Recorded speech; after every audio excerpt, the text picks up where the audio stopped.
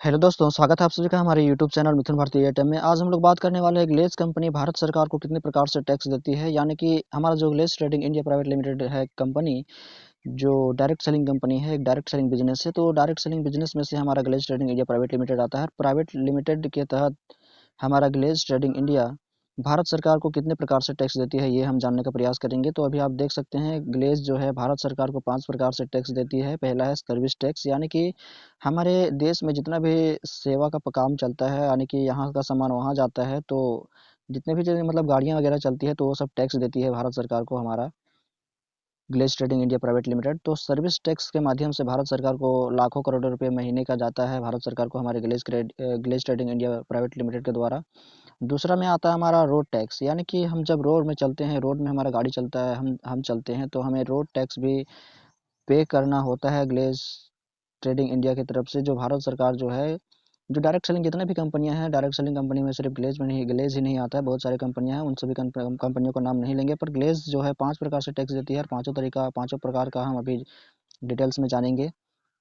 तो पहला में आता है आपका सर्विस टैक्स, दूसरा दूसरा में आता है रोड टैक्स। ग्लेज जो है सरकार को रोड टैक्स भी देती है। रोड पर जब हम चलते हैं, तो हमें गर्व होना चाहिए कि हम सरकार को पैसा देते हैं, टैक्स देते हैं, तब जाके हम रोड पर चलते हैं, ऐसे नहीं चलते हैं। तो रोड जो है, मान के चलिए आधा हिस्सा हमारा भी है रोड में, तो हम ग्लेज वाले हैं। तो हमें रोड पर चलने में किसी प्रकार का कोई दिक्कत नहीं होना चाहिए। पुलिस भी हमारा सहयोग करेगा, और जो हमारे सहयोगदाता है वो सब भी सहयोग करेंगे, जो भारत सरकार के अधीन काम कर रहे हैं। तीसरा में आता है आपका हमारा सेल टैक्स। तीसरा में आता है हमारा सेल टैक्स, जो सरकार को देती है हमारे Glaze Trading India Private Limited. Sale tax का मतलब होता है जितना भी प्रोडक्ट बनता है, प्रोडक्ट को हम जितना भी सेल करते हैं ग्लेज का प्रोडक्ट, तो प्रोडक्ट के आप जो भी प्रोडक्ट बन सेल करते हैं, हम सेल करवाते हैं अपने ऑनलाइन के द्वारा, उस पर भी टैक्स लेती है सरकार। जो कि जब आपका इनकम आएगा, आपके इंसेंटिव आएगा आपके अकाउंट में, तो उससे टैक्स आपका काट लिया जाएगा। तो उसके वो मतलब कि सेल सेल टैक्स बोला जाता है उसको। सेल टैक्स के माध्यम से भी सरकार को हम पे करते हैं, पैसा देते हैं सरकार को। तो ये भी हो गया कि सेल टैक्स के माध्यम से भी हम ग्लेज ट्रेडिंग इंडिया की तरफ से भारत सरकार को पैसा देते हैं। और चौथा में आता है आपका इनकम टैक्स।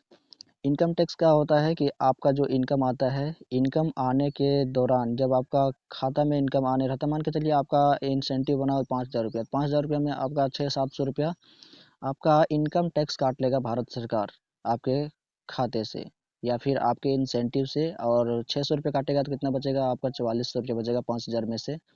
4,400 रुपया बचेगा। अगर 5,000 रुपया आपका इंसेंटिव बना है, तो आपका 4,400 रुपया बनेगा। 600 रुपया आपका सरकार टैक्स काट लेता है। तो इनकम टैक्स का भी हम लोग पे करते हैं भारत सरकार को।